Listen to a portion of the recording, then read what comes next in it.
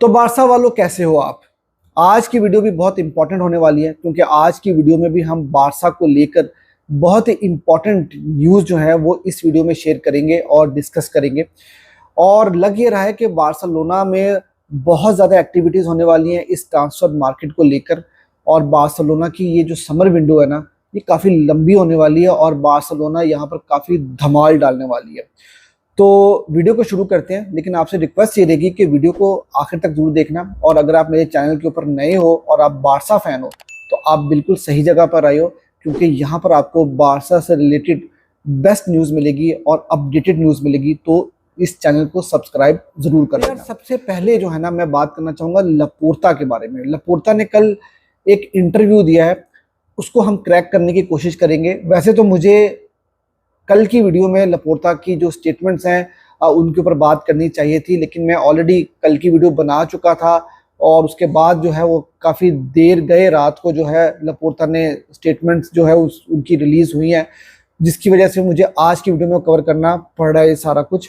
लेकिन बहुत इंपॉर्टेंट है लपोर्ता की इस इंटरव्यू को क्रैक करना, क्योंकि इस इंटरव्यू को क्रैक करने के बाद हमें ये पता चलेगा कि हमारी जो समर विंडो आने वाली है वो किस तरफ जा रही है, उसकी डायरेक्शन क्या होगी। तो सबसे पहले हम बात कर लेते हैं लपोर्ता ने जो 1:1 के ऊपर बात की है वो क्या कहना चाह रहे हैं। देखो यार, लपोर्ता ने ये बोला है कि हमने इस सीजन में बहुत अच्छा रेवेन्यू जनरेट किया है 950 मिलियन का, जो कि अराउंड 1 बिलियन के करीब बनता है। और वो ये बोल रहे हैं कि हम जो हैं वो 1:1 के बहुत करीब हैं और 1:1 के ऊपर हम ऑलमोस्ट आ चुके हैं। और उन्होंने ये बात भी बोली है कि जो ला लीगा होती है ना, वो जब आपका सीजन खत्म होता है उसके बाद वो एवेल्यूएट करती है और उसके बाद वो हमें अपडेट करेगी कि हम लोग 1:1 के ऊपर आए हैं कि नहीं आए। अब यहाँ पर एक सवाल है, वो ये कि पिछले दो जो हमारी ट्रांसफर विंडोज गुजरी हैं, चाहे विंटर विंडो हो या समर विंडो हो, इसका मतलब है कि लपोर्ता ने हम सब बारसा फैंस का काट दिया था। और उसकी रीज़न ये है कि यार उस टाइम पर बात हो रही थी नाइकी की डील, हमने नाइकी की डील साइन कर ली है और हम 1:1 के ऊपर आ गए हैं। और फिर ये कहा जा रहा था कि हमने वीआईपी बॉक्स की सीट जो है वो सेल कर दी हैं और हम 1:1 के ऊपर आ गए। तो इसका मतलब है कि कुछ भी नहीं हुआ था और अभी भी हम 1:1 के ऊपर नहीं आए। और इस वक्त भी बार्सिलोना की जो सिचुएशन है वो 1:4 की है। मतलब कि अगर हम लोग 100 मिलियन का रेवेन्यू जनरेट करते हैं या 100 मिलियन में किसी प्लेयर को सेल करते हैं फॉर एग्जांपल, तो हम सिर्फ 25 मिलियन ही जो है वो यूटिलाइज कर सकेंगे उस 100 मिलियन में से किसी नए प्लेयर को बाय करने में, जो आज की सिचुएशन है उसके हिसाब से। लेकिन लपोर्ता के मुताबिक ये सिचुएशन बहुत जल्दी बदलने वाली है। और क्योंकि इस सीजन में हमने 3 ट्रॉफीज भी जीती हैं, हमारा चैंपियंस लीग का कैंपेन भी अच्छा रहा है, तो हमने काफ़ी पैसा वहां से भी जनरेट किया है। तो हम लोगों ने अच्छा रेवेन्यू जनरेट तो कर लिया है, लेकिन at the end of the day La Liga ही ये डिसाइड करेगी और हमें अपडेट करेगी कि 1:1 के ऊपर बार्सिलोना आ चुकी है। और अब हम जितना पैसा भी जो प्लेयर्स को सेल करके बनाएंगे उतना ही हम जो है वो री इन्वेस्ट कर सकते हैं प्लेयर्स को परचेज करने में। तो एक तो ये उनकी बहुत इंपॉर्टेंट चीज़ थी। दूसरी इंपॉर्टेंट चीज़ थी निको विलियम्स को लेकर। निको विलियम्स को लेकर उन्होंने ये बात कही है कि बार्सिलोना इस सीजन में निको विलियम को लेकर ज़्यादा इंटरेस्टेड नहीं है और पिछले सीजन में बार्सिलोना उनको साइन करना चाह रही थी दानी ओल्मो के साथ, लेकिन जो भी सिचुएशन बनी थी हम लोग उनको साइन नहीं कर पाए। इस सीजन में बार्सिलोना जो और बहुत सारे लेफ्ट विंगर के ऑप्शंस अवेलेबल हैं उनके लिए जाएगी और निको विलियम्स जो है वो बार्सिलोना की लिस्ट में नहीं है। अब देखो यार, मैंने आपको पहले भी पिछली वीडियोस में ये बात कही थी कि जो ट्रांसफर विंडो होती है ना, ये रूमर्स के ऊपर बहुत ज़्यादा चल रही होती है, ठीक है। अब ये लपोर्ता का स्टेटमेंट है और फैब्रिजियो रोमानो ने भी अभी रिसेंटली ये न्यूज़ दे दी है, ठीक है।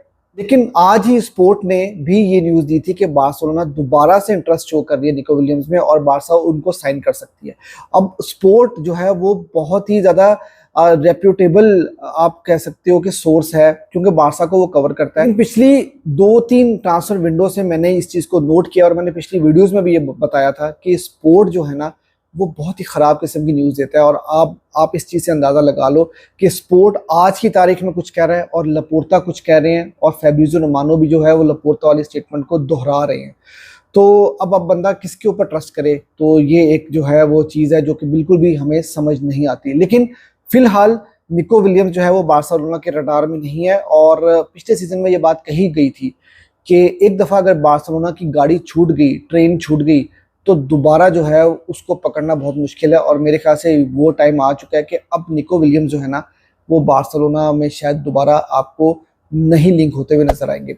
साथ ही साथ अब बार्सिलोना किस लेफ्ट विंगर के लिए जाएगा? देखो, राफेल लियो का नाम भी आ रहा था, लेकिन उनके जो रूमर्स है ना वो इतने ज्यादा स्ट्रांग नहीं है। लेकिन आज की तारीख में जो स्ट्रांग रूमर्स आ रहे हैं, जिनकी हर कोई बात कर रहा है, वो है लुइस डियास। और डेको के बारे में मैंने आपको बताया था कि वो काफ़ी ज़्यादा इंटरेस्टेड है उनको साइन करने में, उनको वो बहुत पसंद है। लेकिन प्रॉब्लम ये है कि वो 80 टू 85 मिलियन में पड़ेंगे, और लिवरपूल ने ये बात कही है कि भाई अगर तुम उनको साइन करना चाहते हो तो 80 टू 85 मिलियन पे करो और लुइस डियास को आप ले जाओ। अब 27-28 साल के प्लेयर को क्या हमें 80 मिलियन जो है वो पे करने चाहिए? मैंने जो सोशल मीडिया उठाकर देखा वहां पर बहुत सारे बारसा फैन ना इस चीज़ से खुश नहीं है, क्योंकि वो नहीं चाहते कि लुइस डियास के लिए जाया जाए। लेकिन यार, जिस तरह का सीजन हमारा गुजरा है ना, उसमें मैं किसी पे ट्रस्ट नहीं करता, मैं सिर्फ हांसी फ्लिक पे ट्रस्ट करता हूँ। अगर हांसी फ्लिक हैप्पी हैं उनको बार्सिलोना में लाने में तो मुझे कोई प्रॉब्लम नहीं है। इसका मतलब है कि हांसी फ्लिक समझते हैं कि वो उनके सिस्टम में बैठ सकते हैं। तो अगर हांसी फ्लिक जो है वो हाँ बोलते हैं और लुइस डियास बार्सिलोना में आते हैं तो मुझे कोई प्रॉब्लम नहीं है। लेकिन अगर हांसी फ्लिक खुश नहीं है और डेको जबरदस्ती उनको लाना चाहते हैं, जैसे कि वो विक्टर रूकी को लेकर आए थे, तो यार फिर कहानी जो है वो थोड़ी दुखी हो जाएगी। तो फिर मैं उसके साथ नहीं हूँगा। लापोर्ता ने कल फ्रैंकी डियोंग के बारे में भी एक स्टेटमेंट दी थी। उन्होंने बोला था कि हम फ्रैंकी डियोंग को जो है वो कॉन्ट्रैक्ट एक्सटेंशन देना चाहते हैं और हम चाहते हैं कि वो बार्सिलोना में रुकें, क्योंकि जब जब फ्रैंकी डियोंग खेल रहे होते हैं तो बार्सिलोना का कंट्रोल जो है गेम पर ज़्यादा नजर आ रहा होता है। और आज जो न्यूज़ आ रही है वो ये आ रही है कि फ्रैंकी डियोंग का कैंप भी जो है वो बिल्कुल राइट ट्रैक के ऊपर है, और वो चाहता है कि बार्सिलोना के साथ नई डील साइन की जाए और कॉन्ट्रैक्ट एक्सटेंशन साइन की जाए। और कहा यह जा रहा है कि दोनों पार्टीज में जो है ऑलमोस्ट चीज़ें डन हो चुकी हैं, और कुछ छोटी छोटी माइनर डिटेल्स हैं जिनके ऊपर बात करना बाकी है। अदरवाइज सारी की सारी चीज़ें हो चुकी हैं और बार्सिलोना और फ्रैंकी डियोंग जो है वो नए कॉन्ट्रैक्ट के लिए जो है एग्री कर गए। तो ये एक बड़ी अच्छी न्यूज़ है, क्योंकि फ्रैंकी डियोंग का ये सीज़न बहुत अच्छा गया है, और जिस तरह से वो खेलने हैं नजर आया कि वो बारसा के लिए बहुत ही इंपॉर्टेंट प्लेयर है। तो इट्स गुड टू सी कि फ्रैंकी डियोंग भी जो है वो बार्सिलोना में रुकने जा रहे हैं। उसके साथ रफीनिया के बारे में भी ये न्यूज़ आ रही है कि रफीनिया, क्योंकि उनका जो कॉन्ट्रैक्ट है अभी वो 2027 तक के लिए है, तो बार्सिलोना उनको कॉन्ट्रैक्ट एक्सटेंशन देना चाह रही है। और रफीनिया का जो है वो रिवाइवल हुआ इस सीज़न में, जिस तरह से उन्होंने नंबर्स प्रोड्यूस किए हैं, जिस तरह से बड़ी गेम्स में उन्होंने परफॉर्म किया है, और बड़े वर्सटाइल प्लेयर हैं। वो लेफ्ट विंग को भी संभाल रहे हैं, वो कैंप पोजीशन के ऊपर भी खेल सकते हैं।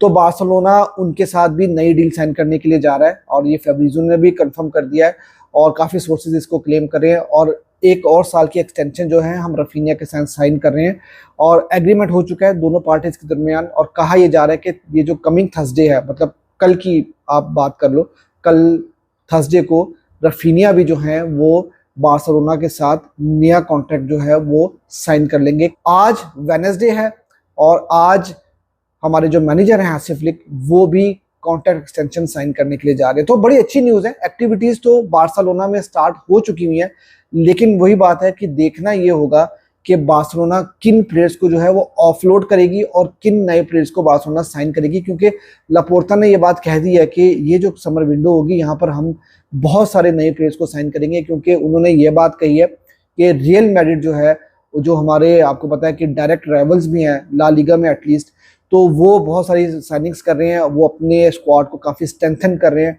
तो जिसकी वजह से बार्सिलोना भी पीछे नहीं रुकेगा, और बार्सिलोना भी जो है वो नए प्लेयर्स को साइन करने के लिए जाएगा। वो आ रही है हेक्टर फोर्ड को लेके। और हेक्टर फोर्ड का ये सीज़न को इतना ज़्यादा खास तो नहीं गया, और उनको एक मौका मिला जब कुंदे इंजर्ड हुए थे, उनको राइट बैक के ऊपर भी खिलाया, लेफ्ट बैक पे भी वो खेल लेते हैं। वो ज़्यादा खातिर खा परफॉर्मेंस नहीं दे पाए, लेकिन बार्सिलोना ने उनको कहा है कि आप हमारे प्लान्स में हो और आप अगले सीज़न में जो है वो बार्सिलोना में ही रुको। तो बार्सिलोना हेक्टर फोर्ड को भी नहीं जाने दे रही। और देखो, इसकी कहीं ना कहीं रीज़न ये है कि हमारे जो फैन बेस है ना, स्पेशली मेरी वीडियोस के नीचे काफ़ी सारे लोग जो है वो कमेंट करते हैं कि इसको भी भेज दो, इसको भी भेज दो। लेकिन यार ऐसा हो नहीं सकता, हमें बेंच स्ट्रेंथ बनानी है। और आपको ये चीज़ समझनी होगी कि इस सीज़न की एग्जांपल अगर आप लो तो आप देखो, जेरार्ड मार्टिन भी हमारे काफ़ी ज़्यादा काम है, जिनको हम बिल्कुल काउंट नहीं कर रहे थे। एरिक गार्सिया कितने ज़्यादा काम है। जब कुंदे इंजर्ड हुए, बाल्दे इंजर्ड हुए तो जेरार्ड मार्टिन काम आए। तो ये प्लेयर्स जो होते हैं ये बहुत काम आते हैं, क्योंकि आपके सीजन में बहुत सारी इंजरीज जो हैं वो आती ही आती हैं। तो आपके पास एक बैकअप ऐसा जरूर होना चाहिए कि बुरे वक्त में जो है वो ये प्लेयर्स ना आपके काम आए, क्योंकि ये ज़्यादा एक्सपेंसिव भी नहीं होते, इनकी सैलरीज भी इतनी ज़्यादा नहीं होती, और ये जो मीडियोकर किस्म में गेम्स होती है ना वहाँ पर ये ठीक ठाक काम कर जाते हैं। क्योंकि आपकी मेन टीम खेल रही होती है, उसमें एक आधा थोड़ा वीक प्लेयर अगर खेल भी रहा हो ना तो वो एडजस्ट हो जाता है, वो कवर अप हो जाता है। आई होप कि आपको वीडियो पसंद आई होगी। आपसे वही रिक्वेस्ट रहेगी कि यार वीडियो को लाइक कर देना, और चैनल अगर अभी तक आपने सब्सक्राइब नहीं किया तो चैनल को जरूर सब्सक्राइब कर देना। विस्कल बारसा।